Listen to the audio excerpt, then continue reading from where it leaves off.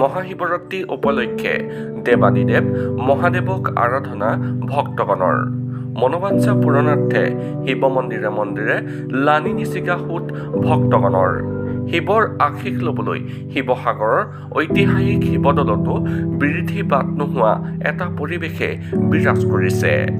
শিৱসাগৰ শিৱদৌলত মহাশিৱৰাত্ৰিৰ পূজাৰ ব্যাপক আয়োজন দেখা পোৱা গৈছে। ভক্তগণৰ মনোবাঞ্ছা পূৰণৰ বাবে বাবা ভোলানাথক পূজা অৰ্চনা। মন্দিৰে মন্দিৰে চলিছে দেৱাদিদেৱ মহাদেৱৰ আৰাধনাৰ আয়োজন। শিৱৰাত্ৰি বুলি ক'লে শিৱসাগৰত বিশেষভাৱে আয়োজন কৰা দেখা পোৱা যায় আৰু সেই গতিকে মই বৰ্তমান আহি উপস্থিত হৈছো শিৱসাগৰ শিৱদৌলত আৰু ইয়াত ব্যাপকভাৱে প্ৰস্তুতি চলাই থকা দেখা পোৱা গৈছে আৰু যি শিৱদৌল আচলতে শিৱসিংহই প্ৰথমা পত্নীৰ বিয়োগৰ পাছত দ্বিতীয় পত্নী অম্বিকা কোঁৱৰীৰ নেতৃত্বত তেওঁ এই যি শিৱদৌল এই দৌল প্ৰতিষ্ঠা কৰিছিলে সেই দৌলৰ প্ৰাংগণত মই বৰ্তমান উপস্থিত আছো আৰু এই দৌলৰ লগত জড়িত এজন বিষয়ববী আছে আমি তেওঁৰ পৰা জানিব বিচাৰিম কেনেধৰণৰ আয়োজন কি চলাই থকা হৈছে বৰ্তমান সময়ত। একচুৱেলি মেলা 4 তাৰিখৰ পৰা আৰম্ভ হৈছে। মূল পূজাভাগ কাইলৈ অৰ্থাৎ 8 তাৰিখে ৰাতি 9:55 পৰা আৰম্ভ হ'ব। কালি ৰাতিপুৱা আজি এতিয়া শিৱদৌলৰ গেট প্ৰায় বন্ধ হৈ গৈছে, ভিতৰত চাফ চিকুণৰ কাম চলি আছে। কাইলৈ ভক্তপ্ৰাণ ৰাইজে ইয়াত আহি ত্ৰয়োদশীত পানী ঢালিব। পানী ঢলাৰ পিছত আবেলি 7:20 পৰা লাগিছে চতুৰ্দশী, কিন্তু মূল পূজাভাগ আৰম্ভ হ'ব 9:55 পৰা। 9:55 10টাৰ পৰা আৰম্ভ হ'ব। হয়, পুৱা 5 বজালৈকে মানে পূজাৰ সময় আছে আৰু সেই টাইমত ভক্তপ্ৰাণ ৰাইজে পূজাৰ হেৰি কৰিব পাৰিব, পূজাৰ প্ৰসাদ গ্ৰহণ কৰিব পাৰিব, পূজাৰ হেৰি কৰিব পাৰিব। আৰু অৰ্থাৎ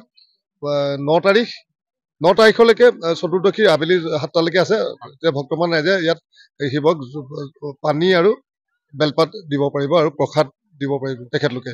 আমি সম্পূৰ্ণৰূপে আয়োজন কৰিছো। এইটো ইয়াতে দুটা হয়, দুফালে হয়। এফালে শিৱসাগৰ পুখুৰীৰ পৰা আমাৰ যিটো বৰপুখুৰী আছে তাৰ পৰা পানী তুলি ৰাইজে লাইন পাতি ৰাতিপুৱা 4টা বজাৰ পৰা ইয়াত পানী ঢালিব আৰু আবেলি 6টা বজাত সেইটো বন্ধ হৈ যাব পানী ঢলাটো। কাৰণ পূজাৰ প্ৰস্তুতি চলাব লাগিব। পূজাৰ প্ৰস্তুতিৰ টাইমত পানী ঢলা বন্ধ থাকে। পূজাৰ শেষ হোৱাৰ পিছত পুনৰ পানী ঢলা আৰম্ভ হয়। আৰু ইয়াত মেলা 4 তাৰিখৰ পৰা হৈছে যদিও মানে মূল পূজাভাগ কাইলৈহে। মূল পূজা সদায় মেলাটো সদায় শিৱৰাত্ৰিৰ আগৰ পৰা আৰম্ভ হয় আৰু শিৱৰাত্ৰিৰ যিদিনা মূল পূজা হয়, হোম হয়, তাৰ পিছত শেষ হয়। তাৰ পিছতে আমাৰ মেলাও খতম হ'ব। একচুৱেলি আগতে 4 দিন আছিলে, এতিয়া 2 দিন বঢ়াই দিয়া হৈছে 6 দিন। আৰু এই 6 দিনত মেলাত যথেষ্ট দূৰৰ পৰা হেৰি আহিছে, ব্যৱসায়ী আহিছে। তেখেতলোকে বিপণী লৈছে, বিপণী লৈ ব্যৱসায় আৰম্ভ কৰিছে আৰু বিভিন্ন ধৰণৰ বহুত মানুহ কালিৰে পৰা মানে মানুহ ইয়াত ভিৰ হৈছে। যিহেতু শিৱসাগৰত শিৱৰাত্ৰি বুলি ক'লে বিশেষ আৰু সেই গতিকে মই বৰ্তমান আহি উপস্থিত হৈছিলো শিৱসাগৰ শিৱদৌলত আৰু মই মোৰ সহযোগীক অনুৰোধ জনাম ইয়াৰ সামগ্ৰিক পৰিৱেশটো কিছু দেখুৱাই যাব তেখেতে। শিৱসাগৰ জিলাৰ শিৱসাগৰ পুখুৰীৰ পাৰত অৱস্থিত এই শিৱদৌল স্বৰ্গদেউ শিৱসিংহই প্ৰথমা পত্নী অৰ্থাৎ ৰাণী বৰৰজা ফুলেশ্বৰী কোঁৱৰীৰ মৃত্যুৰ পাছত অম্বিকা কোঁৱৰীক বৰৰজা পাতিছিল।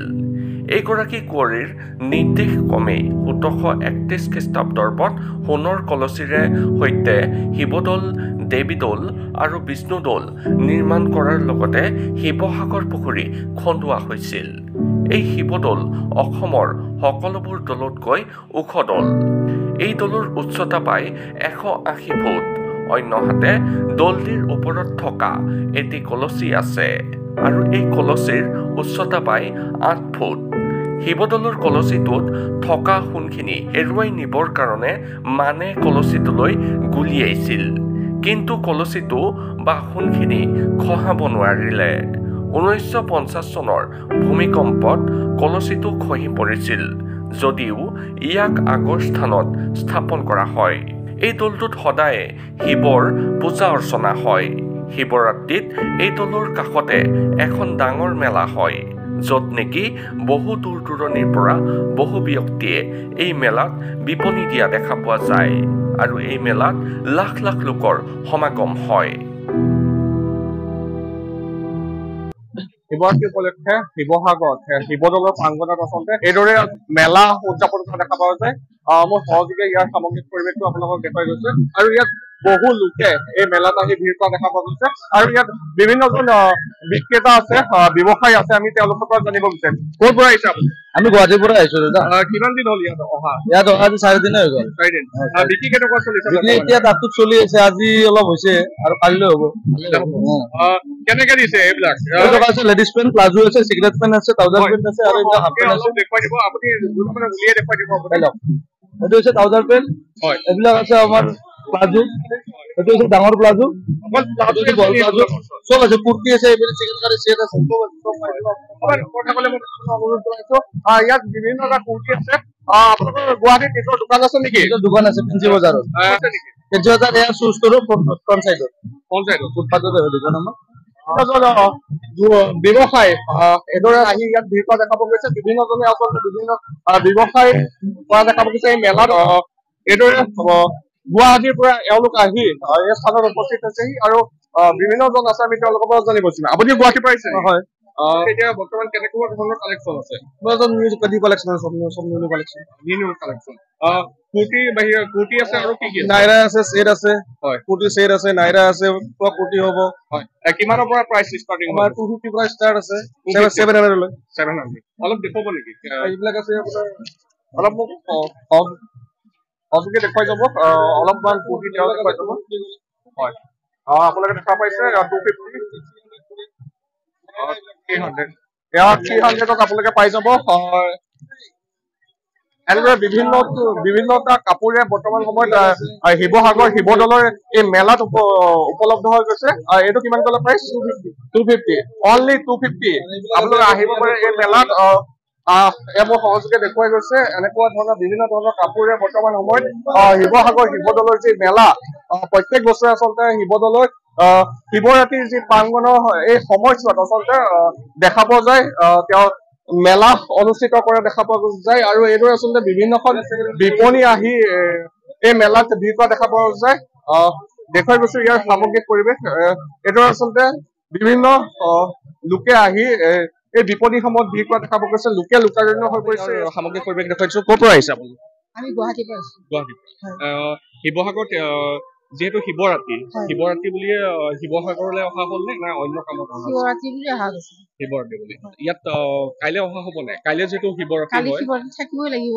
তেওঁৰ ইমান ডাঙৰ পূজাৰ কাৰণে আমি আহিছো ইয়ালৈকে, যিহেতু আমি শিৱৰাত্ৰি বুলি আহিছো, শিৱৰাত্ৰি থাকিবই লাগিব।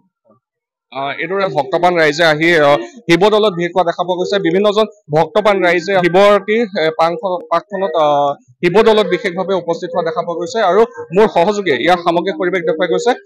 বিভিন্নজন ভক্তই এই স্থানত ভিৰ কৰা দেখা পোৱা গৈছে আৰু বন্তি প্ৰজ্বলনৰ স্থান কিছু ভক্তবান ৰাইজৰ সুবিধাৰ্থে এইদৰে তেওঁলোকে বন্তি প্ৰজ্বলনৰ বাবেও কিছু ব্যৱস্থা কৰিছে। আমি দেখুৱাই গৈছো শিৱদৌলৰ প্ৰাংগণৰ দৃশ্য। শিৱদৌলত এইদৰে ব্যাপক আয়োজন আৰু এইদৰে আচলতে লাইটিঙৰ কিছু ব্যৱস্থা কৰা দেখা পোৱা গৈছে। বিভিন্নজনে আহি এই স্থানত ভিৰ কৰা দেখা পোৱা গৈছে। বিভিন্ন ভক্তবান ৰাইজে আধ্যাত্মিকতাৰে এই স্থানত বন্তি প্ৰজ্বলন কৰা দেখা পোৱা গৈছে আৰু আমি বন্তি প্ৰজ্বলনৰ স্থানৰ পৰা দেখুৱাই গৈছো ইয়াৰ সামগ্ৰিক পৰিৱেশ। দেখুৱাই গৈছে মোৰ সহযোগীয়ে ইয়াৰ সামগ্ৰিক পৰিৱেশ বন্তি প্ৰজ্বলনৰ শিৱৰাত্ৰিৰ প্ৰাক মুহূৰ্তৰ কিছু আমি দেখুৱাই গৈছো আৰু ভিতৰ ভাগৰ পৰিৱেশ আমি দেখুৱাই যাম। ভিতৰ ভাগত এইদৰে এজন লোকে আহি এটা বন্তি প্ৰজ্বলন কৰা দেখা পোৱা গৈছে।